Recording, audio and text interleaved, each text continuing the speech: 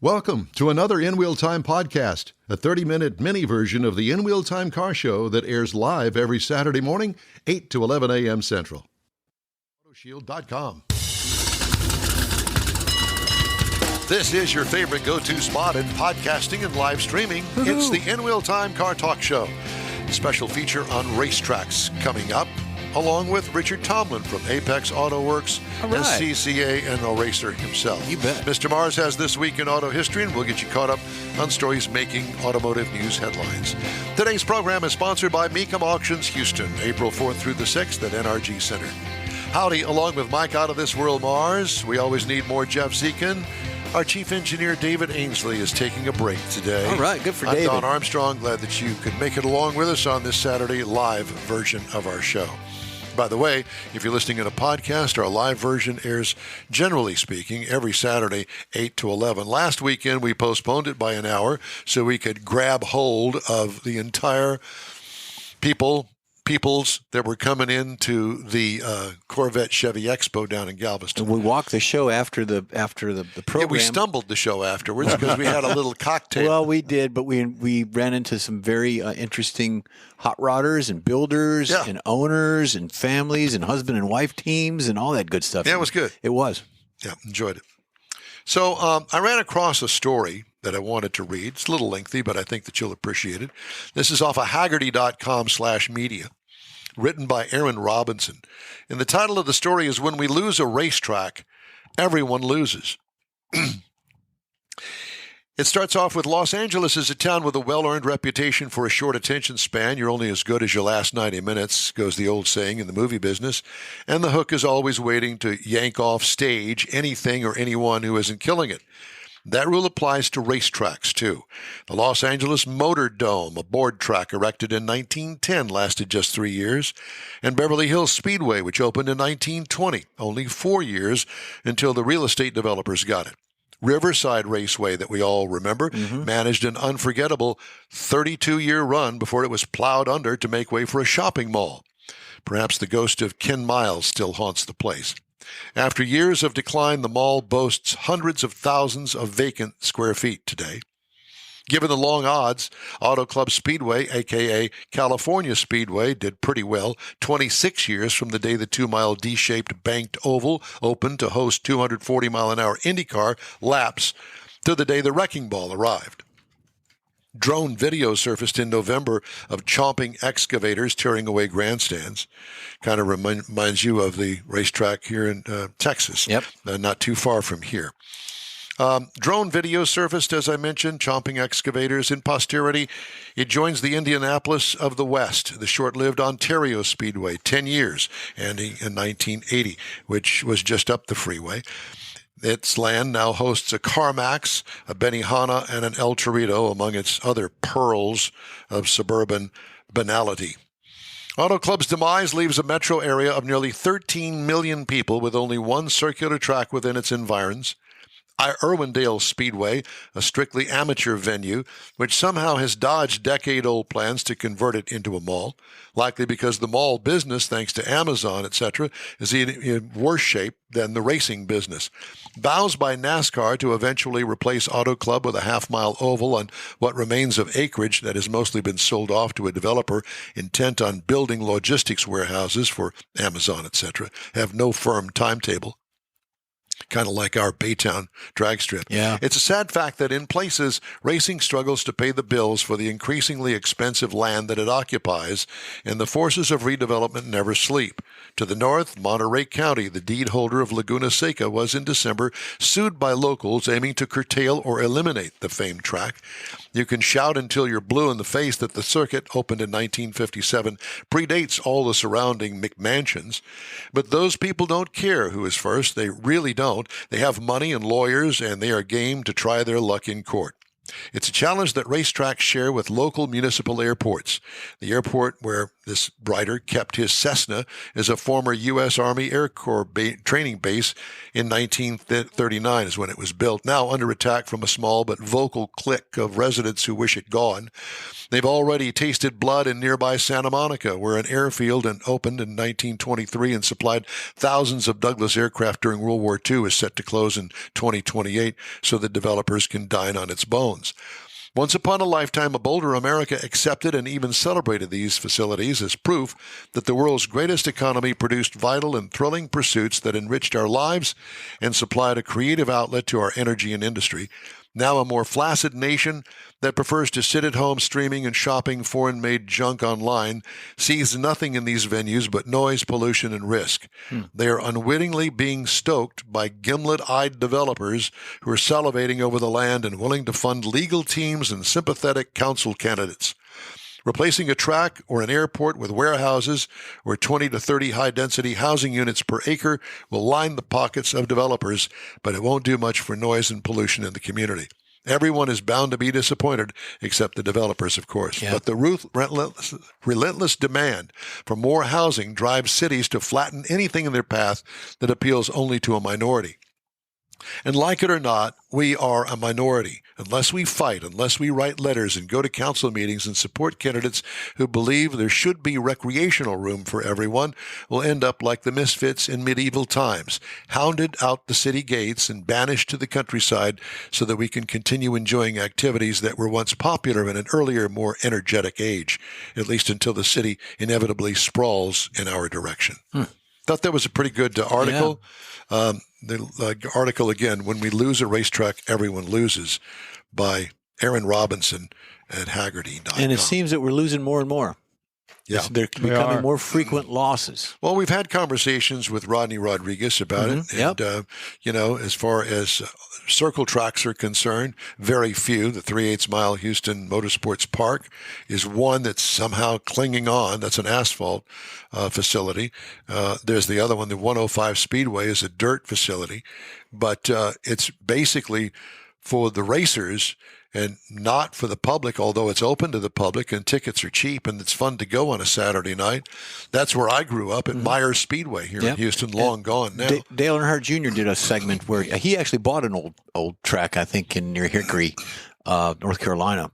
And there was a segment, I think, through one of the NASCAR channels that they go and look at these features. I mean, there's grass growing up in the cracks of the track and everything, and the old hot dog stand is there, and signs are dilapidated. But it's a concern. Really well, I mean, for those of us that are automotive people, I mean, what a great Saturday night. Go and take your hot rod to the racetrack, show it, have a section there. I know that Gina Shaw Knowles did it when she was running the races on Saturday night at Houston Motorsports Park. Yep. It's fun for everybody. Everybody likes to go to the races. It's fun to, have a cheering section for your particular driver. Yeah. And, I got to meet some of those drivers when I was doing the interviews out there. Really great kids. So fun. I met how old was he? 13 years old. And he won the particular race. Didn't have a driver's license yet, but he was out there. But he was qualified to run. And that's just it, too. The young kids can get their new mentors and get their autographs and get the people that they want to look up to in the future and maybe guide them into that, be it a race like that or a NHRA type event. Yeah. Well, Richard Tomlin is our local guy with SCCA. He's on the line with us now, Apex Auto Works. Richard, good morning to you. Good morning, guys. Great article. A lot of truth in that. Yeah, a lot of truth. There truly is. And, I think that even if you're not into auto racing, I think that you owe it to your son or daughter to take them by the hand and take them to a racetrack and let it see it for the real deal. Yeah. And go out there and meet some of the drivers. Get a date with Richard and have him show you the pits and the cars and the drivers and the sport itself. Well, it's the noise and the atmosphere and the smells of the fuel and the rubber burning and the hot dogs. And the hot dogs. Got to go hot dogs. Yeah. Absolutely. Yeah. It also is the evolution of where we're at, right? Like this is what's led us to where we are now in cars and technology. You were just talking about the Toyota, the Hyundai N. I mean, all these cars came from a racing background. Yep. This is where they were developed. This is where we cut our teeth. It's so funny when I guess it was was it Formula One that was at Circuit of the Americas here recently. And, the stands were filled with all of these people that have no clue about racing. They didn't know what they were looking at, but they were there for all the glitz and the glamour and their sweets and all of that sort of stuff. But, don't get me wrong, I appreciate all of that, but I also like to get down in the pits. I like to sit in the stands. I like to wave my checkered flag that I've got with me that I bought at the souvenir stand and see who wins the race. Or you've got that jersey that you just had that driver autograph. Yeah. And you're wearing that. You're strutting around. Yeah. You bet. It's a fun day. I know that we had IndyCar here, whether it was either in the streets of downtown Houston or the built-up circuit that they had out there by the Dome and NRG Stadium. That was a fun time, and I really enjoyed it. And I took my daughters there. Yep. I've drug them to every race that I could imagine. So they have an appreciation for it. And I'm sure that you grew up the same way, Richard. I mean, somebody that you knew was into auto racing and took you by the hand and said, here, come look at this.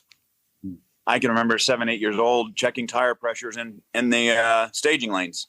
I mean, that's just it's how it was. You were part of the team. That's what you did. Yep. Showed up, did your work. Yeah. And that's where it starts. It's where you learn. Yeah. And I've had the pleasure of teaching a young man the last week about tire pressures. Like, how did you learn all this? It's like it's just years of doing the same thing over and over and over. Learn from somebody else, just like you're trying to teach him. Yeah. Yep. Got to pass it on. Nobody else is going to, it seems. So what's going on down there at Apex Auto Works, my friend? For me, it's a lot of Mecum prep. We just finished a big crash. Mecum prep, right? Oh, prep. I thought you said the other word. Yeah. Now, Mecum. The gold Cutlass will be at Mecum on Thursday. It's a 63 Cutlass F85. Oh, my. So a little bitty aluminum. Yeah, it's a 215 aluminum engine. There you go. Yeah, the aluminum block weighs 60 pounds. Aluminum block, aluminum head, 4-lug Chevrolet. Oh, I burned one of them up. Did you? Yeah, when I was 16, I went through one of them like crazy. Yeah, it's a super, super clean car. I want to say it's got 60,000 miles on it.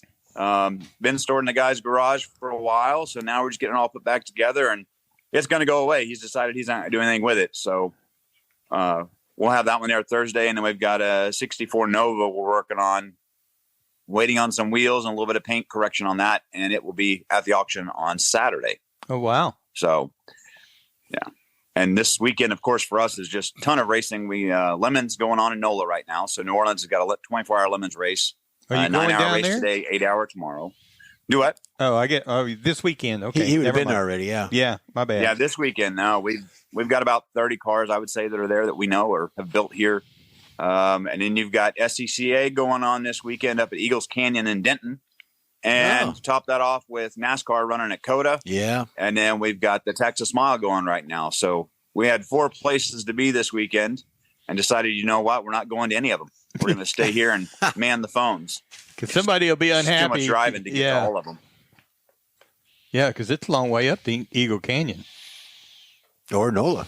Yeah, it's a drive there. New Orleans, there's just no good way to get there, as we all know.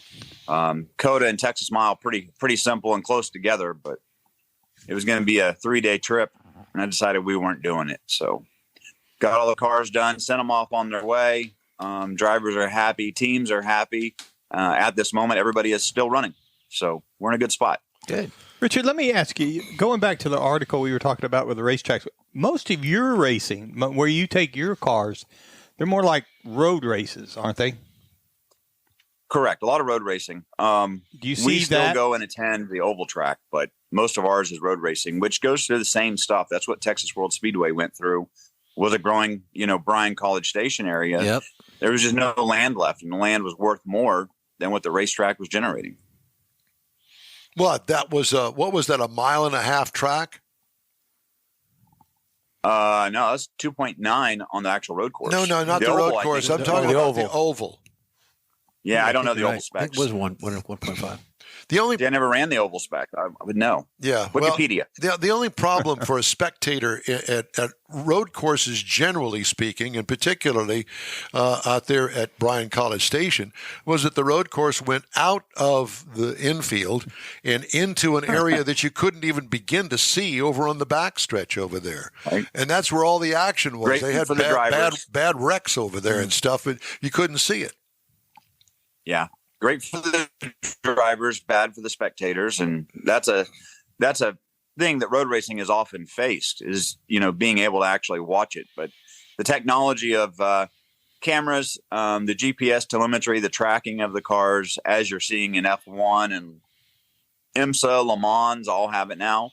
It's come a long ways. Even at Pikes Peak this year, we'll have telemetry of all the cars as they're going up the mountain that will be shown to spectators. So you'll be able to keep up real time with what's going on, what people's corner speeds are, what their top speeds are, what section of the course that they're in.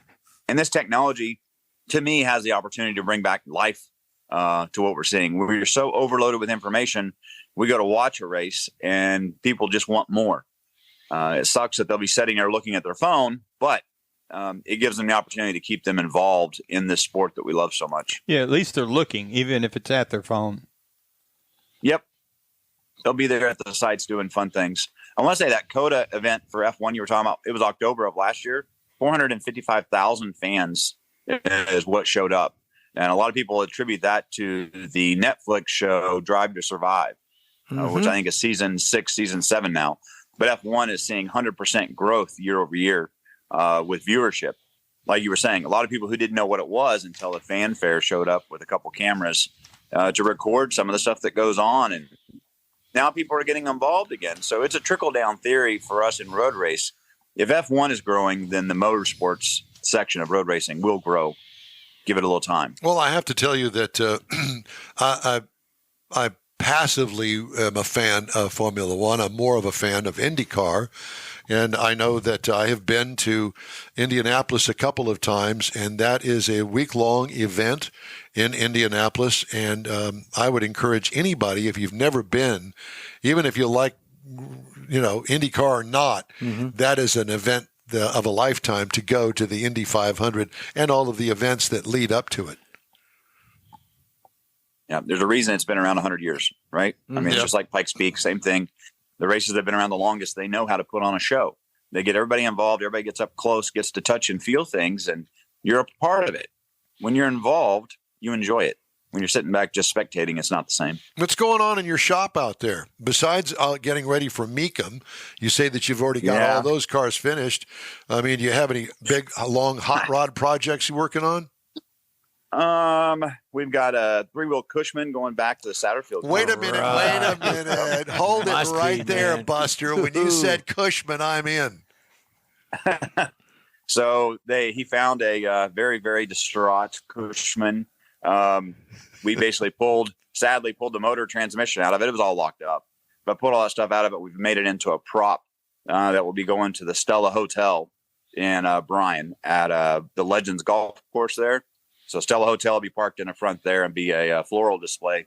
Got some LED lights underneath that glow, but complete redo. Interior Wait a minute, paint. you're turning the Cushman into a floral display. A flower pot. That is the perfect end for a Cushman. The only thing that would be any better than that would take the Cushman out to the cemetery and put plants in it. What kind of plants you putting in there? Pansies?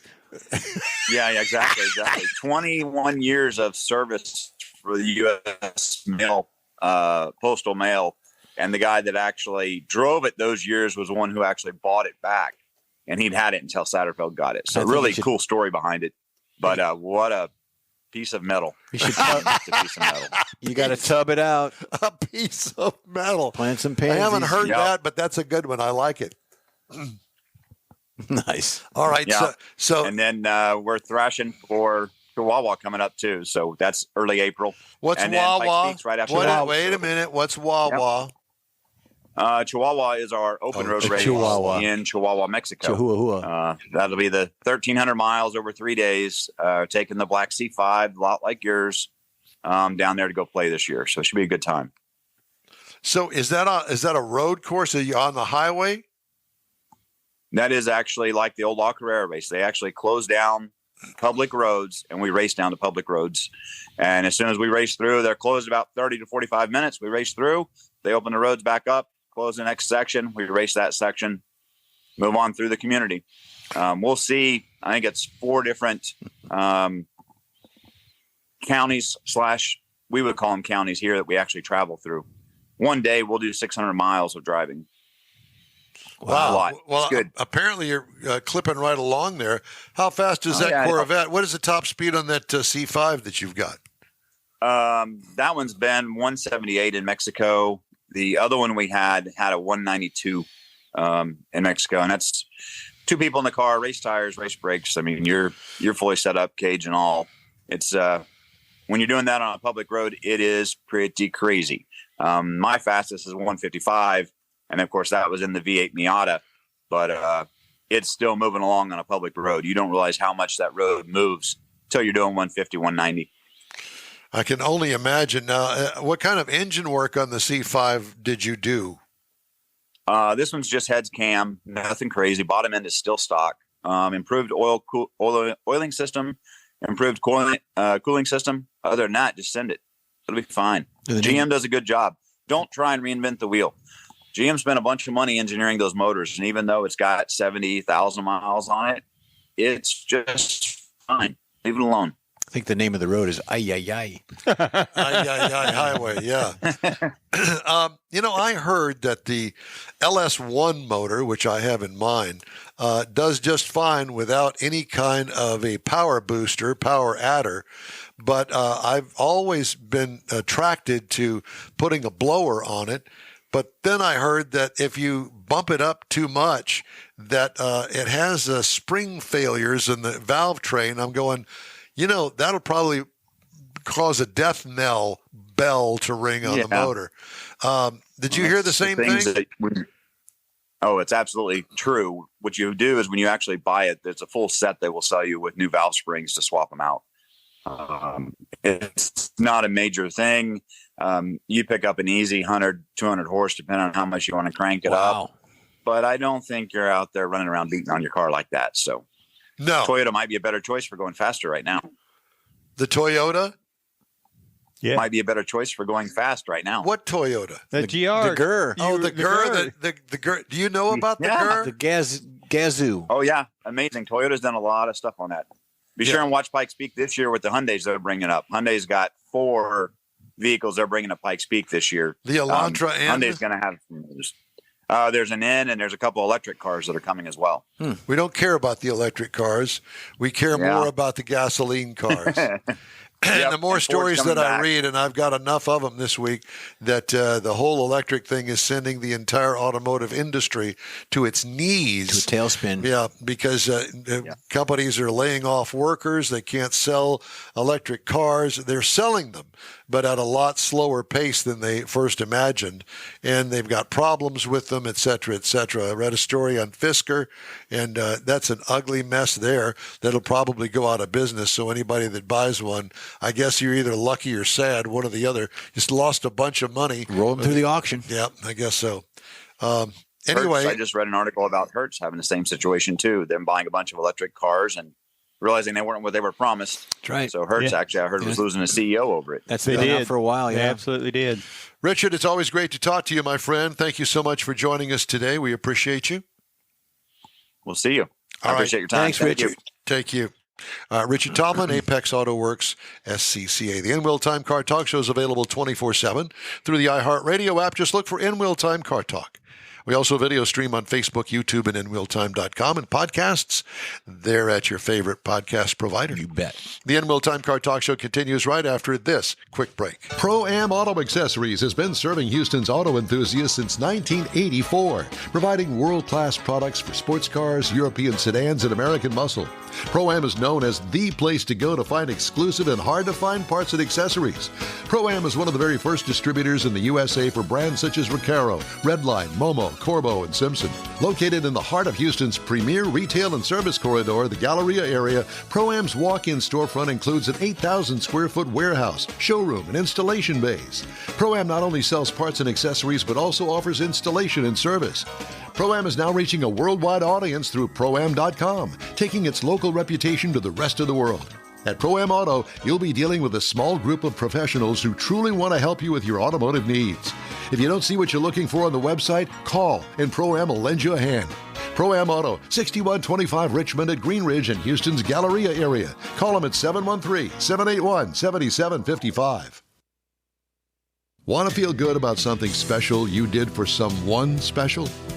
In Wheel Time and the original Lupi Tortilla group of Tex-Mex restaurants have joined together to help a very worthy cause, God's Garage, a Christian-based 501c3 charity.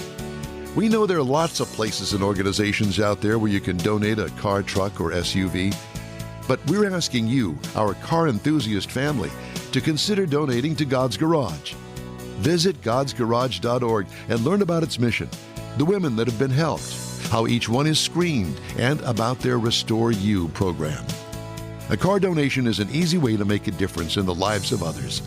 God's Garage needs good operating vehicles, but will take all types in working and non-working condition.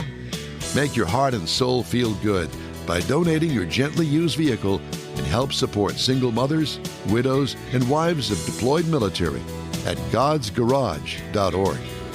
Mecum Auctions, the world's largest collector car auction company, returns to Houston, Texas, April 4th through the 6th at NRG Center, featuring 1,000 muscle cars, Corvettes, trucks, customs, and more.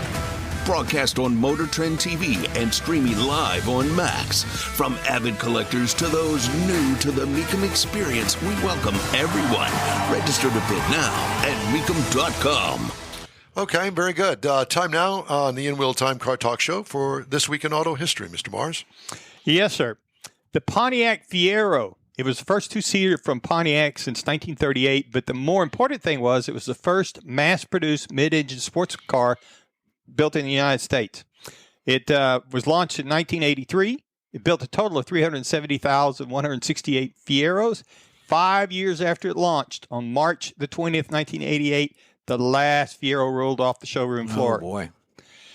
Then, let's see, March 1999, Ford, we talked about this before, Ford Motor Company created their Premier Auto Group, which was, that was in 1999. It was aimed to extend the European reach. They wanted to get into Europe, so they bought Aston Martin, they bought Jaguar, they bought Lincoln, and eventually they also bought Volvo and Land Rover. But by 2007, Ford figured out they needed to restructure their operations for focus on their core brand, and it did away with that Premier Automotive Group.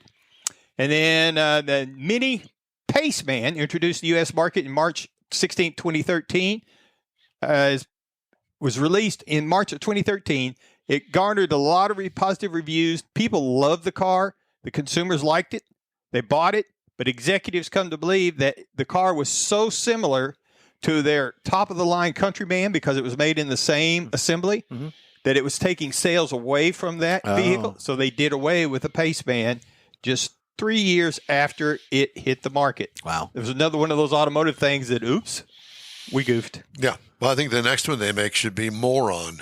The Moron. I know they've got Hey, a we'd moron love to mini. hear from you. Just shoot us an email. The address is info@inwheeltime.com. Time now for another quick break. You're on the In-Wheel Time Car Talk Show, streaming and podcasting around the planet. Look for us on your favorite podcast provider. The original group of Lupi Tortilla restaurants will have you telling your family and friends just what the original recipes mean when it comes to the best fajitas in Southeast Texas. Founder Stan Holt invites you to visit the original Lupi Tortilla near I-10 and Highway 6. Here's the original house that inspired the design of all the rest, and the original charm that helped make Lupi Tortilla the go-to destination for Houston Tex-Mex. Speaking of original, nothing can compete with the original lime pepper marinade that everyone will agree makes Lupi Tortilla award-winning beef fajitas the best anywhere. Lupi Tortilla Katy is another location that gives you the same quality and service Houstonians have come to expect at Lupi's. It's located just off I-10 and the Grand Parkway at Kingsland Boulevard in Katy. Find yourself in Aggieland? Head to the Lupe Tortilla in College Station, located just around the corner from Kyle Field. It's a great place to enjoy those famous frozen margaritas before or after the game. Headed east to Louisiana, stop in at the Lupe Tortilla in Beaumont. It too's on I-10. You can't miss it. The original group of Lupe Tortilla restaurants invites you in for the best Tex-Mex anywhere. You own a car you love. Well, why not let Gulf Coast Auto Shield protect it? Houstonian John Gray invites you to his state-of-the-art facility to introduce you to his specialist team of auto enthusiasts.